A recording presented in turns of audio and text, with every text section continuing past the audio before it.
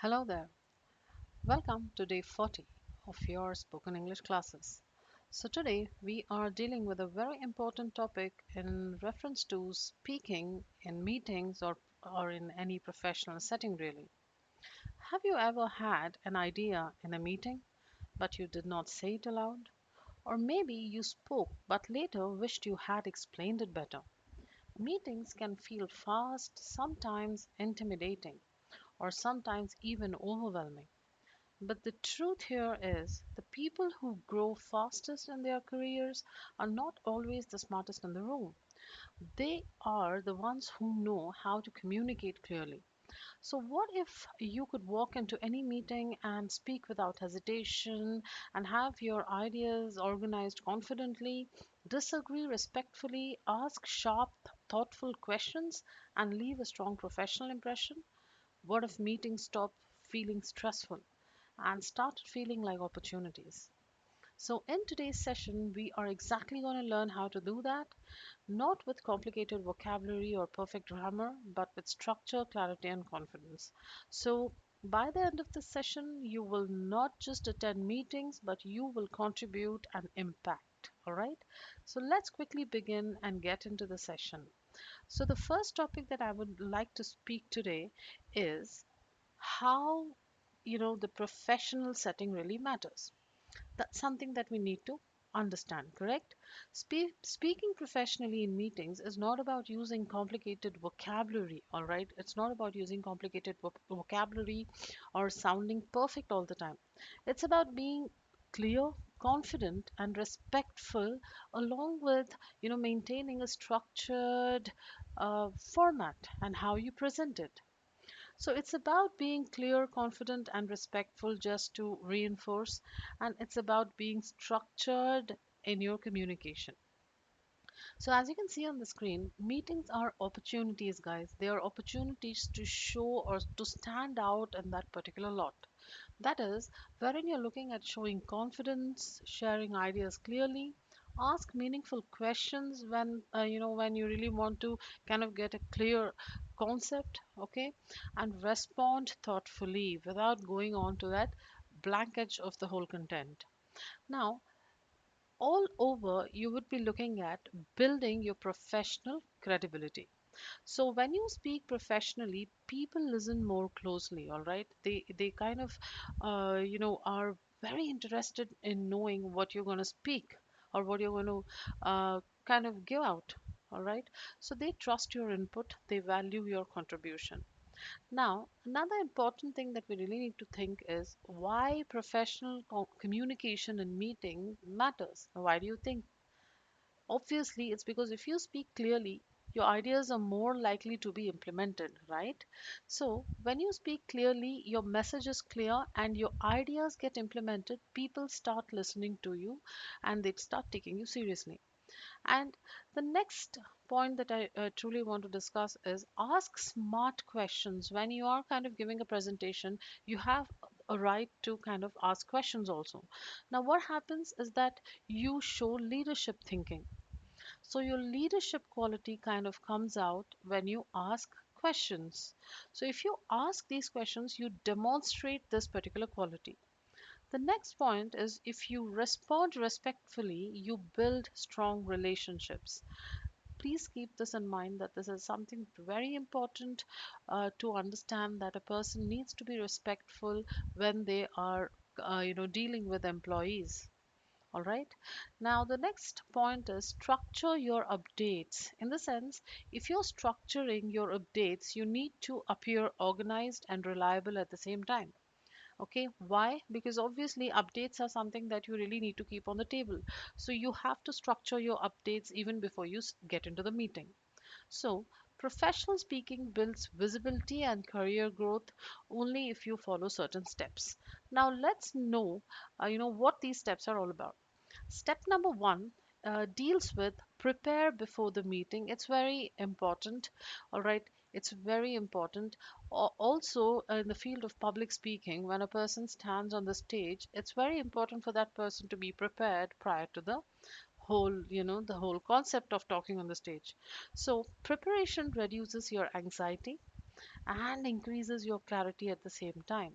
So instead of memorizing long speeches, just prepare 5 to 10 phrases that you can use comfortably throughout the meeting, so that you can also kind of substitute those filler words, in the sense you can just go ahead and use those phrases when you are kind of cutting low onto that vocabulary. All right.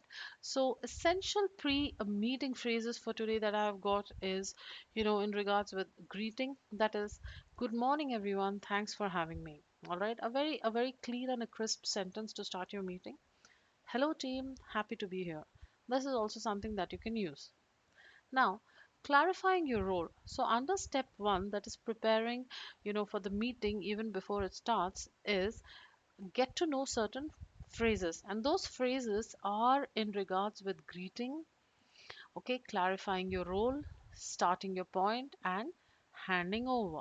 So clarifying your role, you can also kind of use sentences like, I'll be sharing updates on marketing campaign.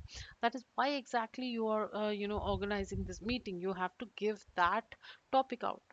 Next, I'll walk you through the project process or progress. So basically, you are under this, this section which says clarifying your role. It means you're pretty much giving a condensed 2 or 3 sentences in regards to why you are, kind of taking this opportunity to present the meeting. All right. Next is starting your point. What do you mean by starting your point? You need to start your point, or you need to kind of address a starting or a beginning point of your meeting. So basically, you're just going to use sentences like, let me quickly walk you through the progress so far, or I would like to give you a brief update. So these sentences can be used as well during meetings or during any professional or academic settings as well.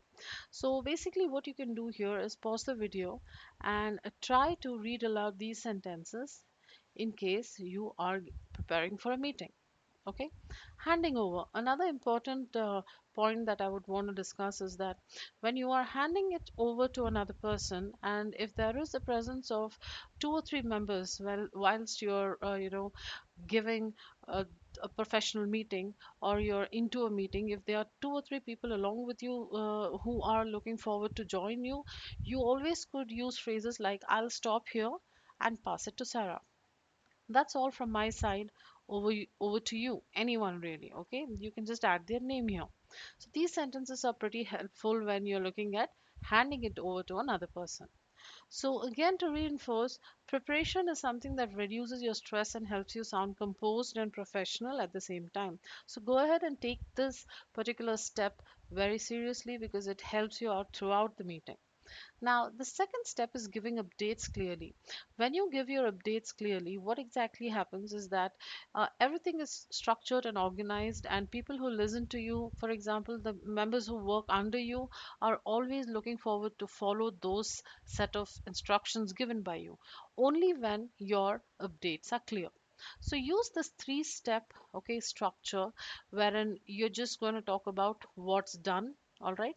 What's done is done, even if that particular job was not up to mark. So you're just going to go and recollect certain points that in reference with what's done. Next, you're going to be talking about what's next, what have you planned. All right. Next, you're going to be talking about support, or something that which literally shows a way to your employees or the people who are working under you, that they can come up and ask your help at any given point of time. All right. So an example structure in reference with all these 3 points is just here. As you can see, we completed the testing last week. That's under what's done, right? This week, we are reviewing customer feedback. That's what's next. For the next step, I'll need support from the design team. All right, support that is needed. Or even when you look at this particular sentence, for the next step, I'll need support from the design team. It is something, in reference to the future.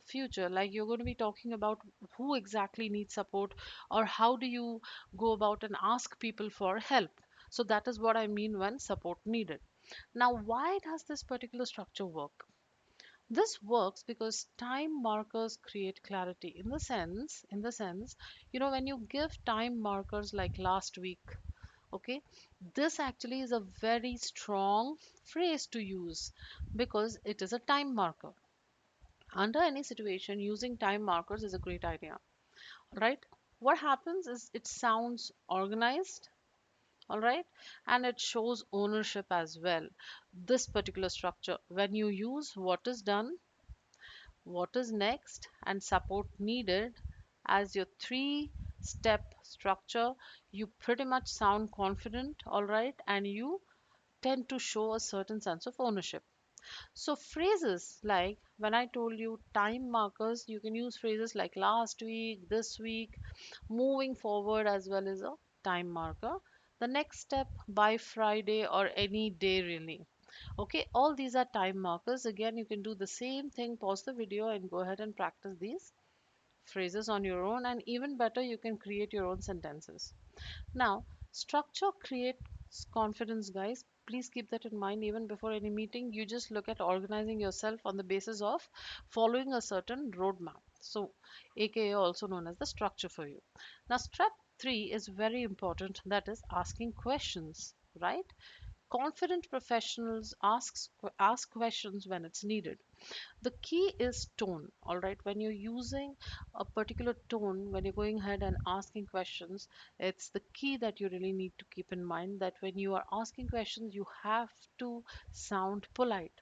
I also kind of told you that when you want to sound polite, you can use model words like would, can, must, should, words like these in order to sound polite at the same time. So let's look at certain examples in regards with polite clarification phrases. So just to clarify, we are moving forward with the version A or B. So it's a question that you're asking. However, you are sounding polite. See, look at this word. This is a model word, right? Could you explain that part again briefly? Again, you sound polite. Instead of just saying, can you explain that? All right. Or can you, instead of saying, explain this to me, sounds really rude. So go ahead and use modal verbs as and when you can. It's not necessary that you use these words in every question that you're asking, really. However, keep it in mind when you're looking at using modal verbs, your words, you are indirectly sounding polite. Okay, so I didn't quite catch that. Would you, again, would is a modal verb. Would you mind repeating it? Do we have a confirmed deadline? So all these phrases show attentiveness, okay, and also kind of put you across as a very sweet and a kind person. So please go ahead and use these words. They're very powerful when you look at any academic or professional setting. Use your model verbs. Now, let's kind of look at the next step, that is step four, agreeing, disagreeing, and adding ideas. Very important again in any office environment. Agree and disagreeing is something that we all face problems with. All right, me myself, I face a lot of problems when I kind of disagree with a certain point. However, to agree, you can go ahead and use phrases like that sounds like a strong approach, but okay, add a but here if you are not quite agreeing with that person, and give your reason out. All right, I completely agree with that if you are agreeing. Okay, that's another good sentence. Now, adding an idea that is indirectly not agreeing to this person. All right, how would that sound? I'd like to add one point to what John mentioned. In the sense, you're adding an idea to already a point that has been mentioned by another person. Building on that idea, I would like to say that we can extend the deadline. All right, things like these, phrases like this help you to come across as a very polite person. Now, disagreeing politely, something that is very important and the core concept of sounding polite. All right, let's see. I see it slightly differently. May I explain?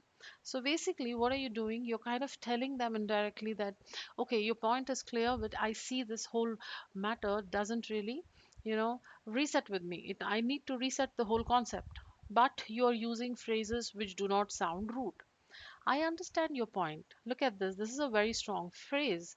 When you use, phrases like this, which says, I understand your point, what really happens is that you're creating a sense of humanness or humanity, wherein you're kind of talking about understanding a person, right?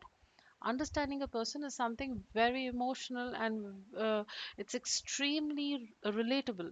So I understand your point, but I'd like to suggest another option. So this is something very important that you need to keep in mind. Extremely useful and effective when you're looking at disagreeing politely. All right. Suggesting a new idea. This is also something that comes up very often when you are in when you find yourself in an office, or a school or a college or anywhere really. All right. So, what if we tried this from another angle? So what's happening here? What's happening here, guys? You're kind of not saying this negative sentence directly. You're kind of using a positive note like, what if we tried this from another angle? Another approach could be best. All right. This is also a very good phrase to be used if you are suggesting another idea or a new idea. All right. So, what exactly are we looking at here? You do not need perfect English, you just need to be respectful and polite when you are finding yourself to be in an office setting, all right? That's very important. Otherwise, you're going to end up creating a negative vibe between all the colleagues, or amidst all the colleagues that you're really working, or wherever you are. You have to sound polite, otherwise, it goes the wrong way around. Okay. Now, step five is ending your contribution professionally. How do you do that? How do you end your contribution, in the sense your ideas? If you give your ideas and they're, accepted, how do you end it professionally? All right. You end it by pretty much saying, you know, that's the main update from my side. Okay. Or that covers everything for me. All right. Offering follow up. This is when you're wrapping up a particular concept or a particular meeting or a presentation. You can use these sentences. However, offering a follow up might sound a bit different. That is, feel free to reach out if you need more details. All right. I'm happy to discuss, or I'm happy to help with this further after the meeting. Right. So these are the sentences you can use to offer help, rather follow up. You can just say, if you want to help people, you can use these sentences. Now, handing back in the sense, kind of giving the responsibility to another person. How would you say something like that? So, examples are, I'll hand it back to you, John, or anyone. You can just add a name here. Over to the team. Okay. So these are the sentences which you would be looking at using when you're handing back a particular point or a particular section, when you are looking at even presenting your ideas. Now, quickly, let's move on and take a look at common mistakes and how to avoid them. All right. Common mistake number one is speaking too fast. Yes, it happens to every one of us. What we really need to do is slow down and focus on clarity rather than speaking fast in order to sound fluent. All right. Do not speak fast, because it kills the seriousness of the whole the whole thing that's going on. So basically what you can do is slow down and focus on clarity and your pronunciation. All right. Trying to sound overly formal, use natural, respectful, and easy vocabulary rather than going complicated, because many a times when we use overly formal words, what really happens is that people get confused. Many of them really don't have not come across many words which sound overly formal.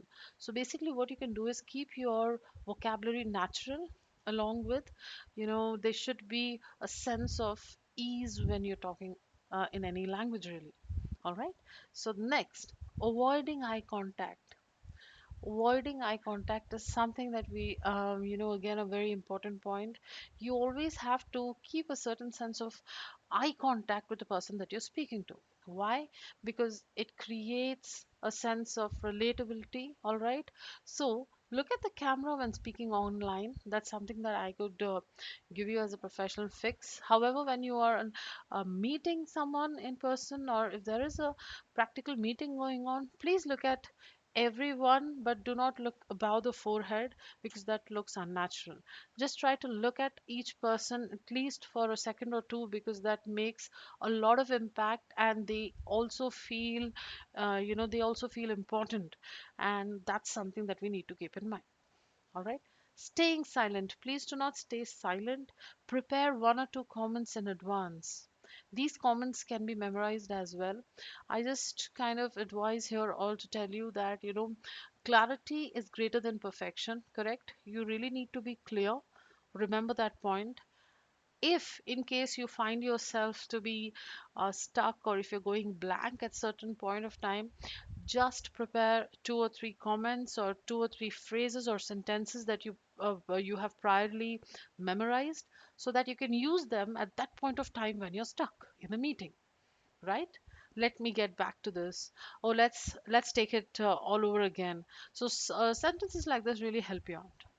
Now, three real meeting examples for you on the screen, guys. Okay, they are just kind of examples. So basically what you can do is pause the video. I'll read out one for you. However, the other two you can do it on your own. Okay? Pause the video and you can do it on your own. Let me just go ahead and read this first example for you. So, the example one is project status update meeting. Yeah, many a times we kind of, find ourselves giving updates to our bosses, I suppose. Yeah. So, your situation is you're updating your team about a product launch. So it starts like this. Good morning, everyone. I'll share a quick update on the product launch, right? Last week, again, this is what is this? It's a time phrase. Please use time phrases because they have a sense of power in them when you kind of, prefix them to your whole content that what you're giving out. We completed the beta testing phase and collected user feedback. This week, again, a time phrase, we are analyzing the data and prioritizing. Correct? Next, the next step, again a time phrase, is finalizing design changes by Friday. Again a time phrase. Look at look at the importance of a time phrase because it sounds complete. Your conversation sounds complete. That is what is vital and mandatory at the same time. So I'll need support from the QA team to speed up final validation. All right, again a sense of this is a kind of a time phrase. That's the main update from my side. Happy to answer any questions. All right. This is when you're looking at the update section. Where is it? I just spoke about the update section, right? Yes. When you're kind of looking at an update here. Let me quickly, not this. I'd like to give you a brief update. All right. So this is something that we really have to keep in mind. The structure that I was talking about, the three-step structure, it pretty much sounds like this whole example when you put it all together. Now, this is an example number two, all right, in regards with disagreeing professionally in a strategy meeting. This is very important. I would love to read this out, but I truly want you guys to do it for you to understand how important it is to know how you disagree politely. Okay? You really need to understand how to disagree politely because otherwise it causes a ruckus in your professional setting. Okay, so what exactly happens here? Let me just show you the example. You can read it out to yourself aloud. However, I would want to talk about why does this work? Because you acknowledge others. Acknowledging others is something very important when you're looking at managing a team as well. All right, if you're a manager or if you're team lead, you need to understand how to acknowledge others. If not, they find themselves in a bad place. They feel offended. Correct? So acknowledge others, use calm language, use calm language and calm your tone down. Understand that tone acts like a primary primary weapon or a primary representation of who you are. So if your tone sounds rude, people will never approach you and you will never be a team leader or a manager. Understand your tone and calm down so that people kind of feel acknowledged. So, suggests alternative. This particular method that I spoke about, the three-step structure, okay, yeah, this one. Step one, all the structures together. I'm so sorry. Step one, okay. Step two, giving updates. Step three, step four, step five. Okay, all the structures together make you feel what? They help you to kind of, sound strategic, all right? Sound strategic and professional at the same time. So, the whole concept here is to understand how to speak to people with a thoughtful mind rather than just going, haywired and losing your calm.